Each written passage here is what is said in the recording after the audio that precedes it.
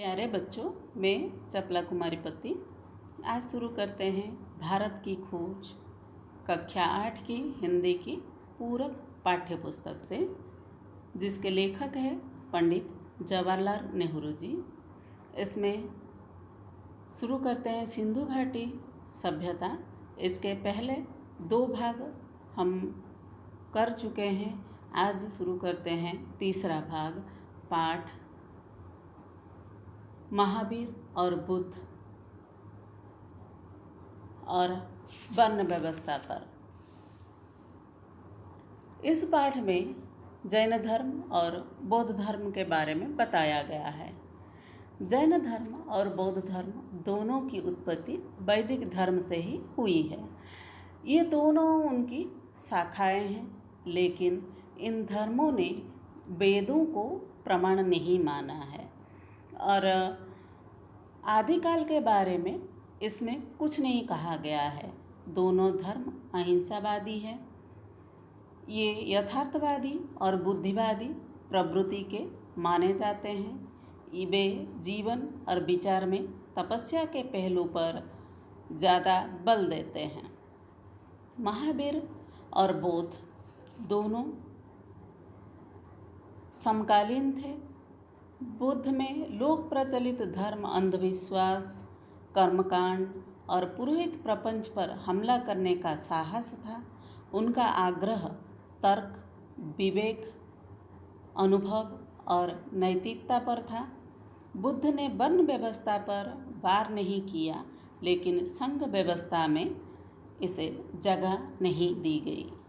वर्ण व्यवस्था के विरोध में समय समय पर आवाज़ उठाई, लेकिन भारत में इसकी जड़ें और भी मजबूत होती चली गई।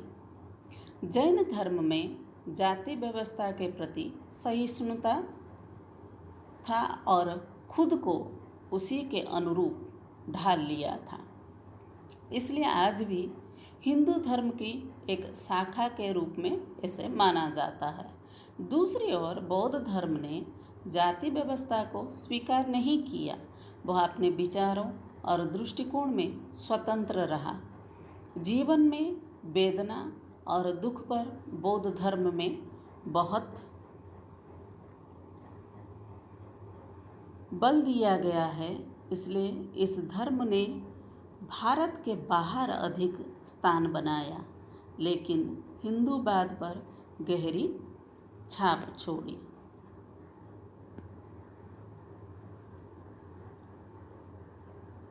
बुद्ध की शिक्षा। बुद्ध का संदेश उन भारतीयों के लिए नया और अलग था जो ब्रह्म ज्ञान की जटिलताओं में डूबे रहते थे। वे सबको करुणा का, प्रेम का संदेश दिए। इस संसार में घृणा का अंत प्रेम से होता है, अतः मनुष्य को क्रोध पर दया से और बुराई पर अच्छाई से काबू पाना चाहिए। उन्होंने विवेक, तर्क और अनुभव का सहारा लिया और अपने मन के भीतर सत्य की खोज करने को कहा। बुद्ध ने 4 आर्य सत्य का निरूपण किया। उनका संबंध दुख का कारण, दुख के अंत, समाप्त करने के उपाय से है। दुख की इस स्थिति के अंत में निर्वाण यानी मुक्ति की प्राप्ति होती है। बुद्ध कथा।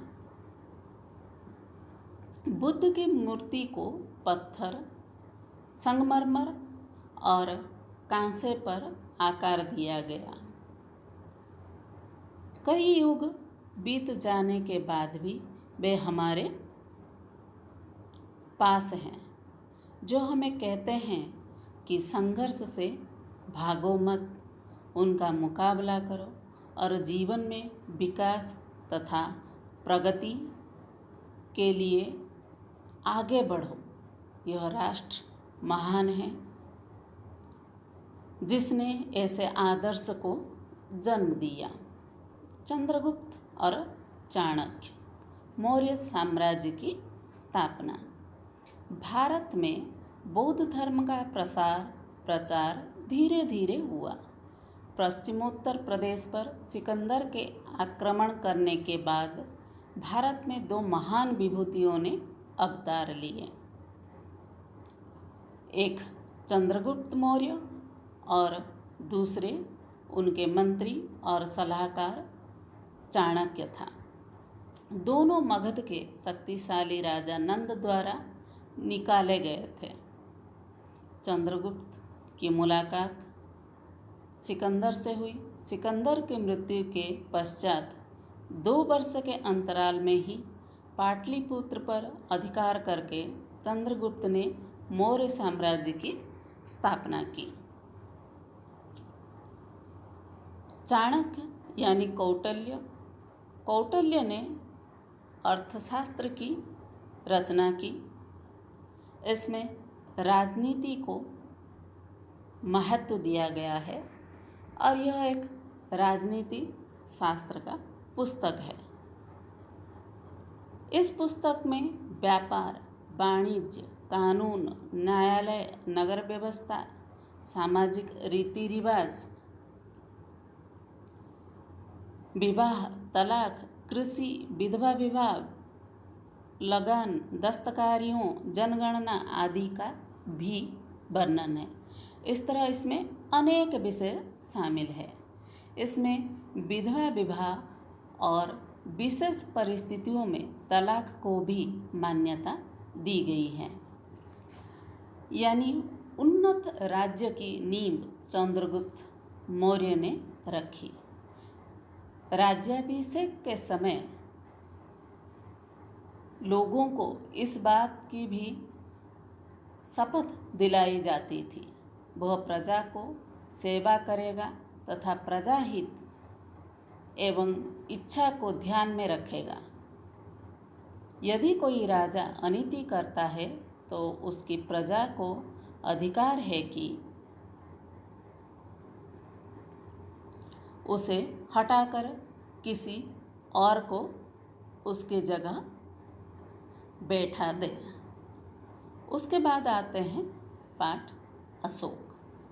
चंद्रगुप्त मौर्य द्वारा स्थापित मौर्य साम्राज्य का उत्तराधिकारी 273 ई पूर्व में अशोक बना। इससे पहले अशोक पश्चिमोत्तर प्रदेश का शासक था, जिसके मध्य एशिया तक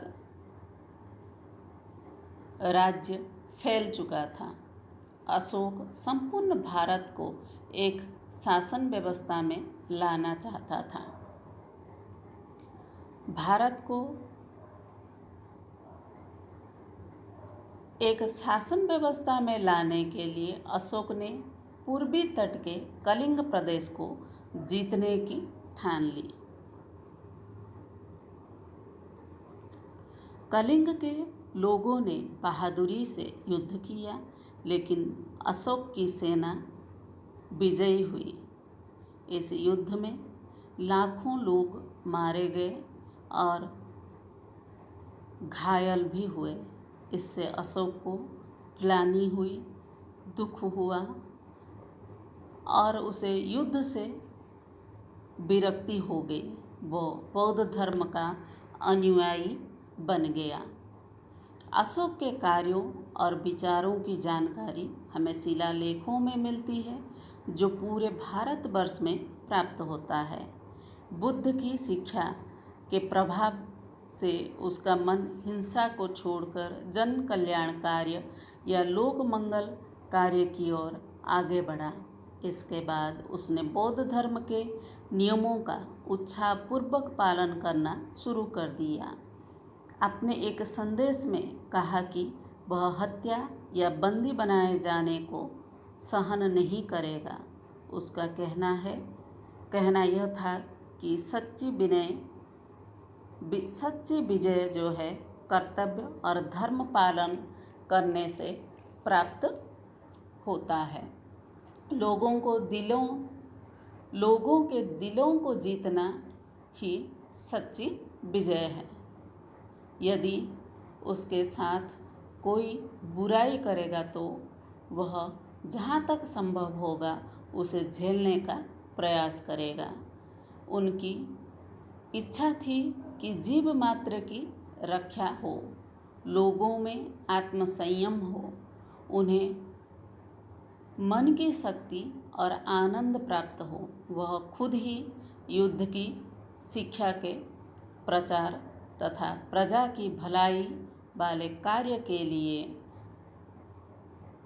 अपने आप को अर्पित कर दिया।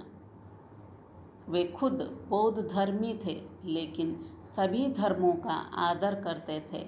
अशोक बहुत बड़े निर्माता थे। वे अनेक बड़ी इमारतों का निर्माण कराया। बड़ी बड़ी इमारतें बनवाने के में सहायता के लिए विदेशी कारीगरों को भी लाया गया। मूर्तिकला व दूसरे अवशेषों पर भारतीय कला परंपरा की छाप स्पष्ट रूप से दिखाई देती है, लेकिन स्तंभों पर विदेशी छाप भी मिलती है। 41 साल तक शासन करने के बाद ईसा पूर्व 232 में अशोक की मृत्यु हुई। उनका नाम आदर के साथ लिया जाता है।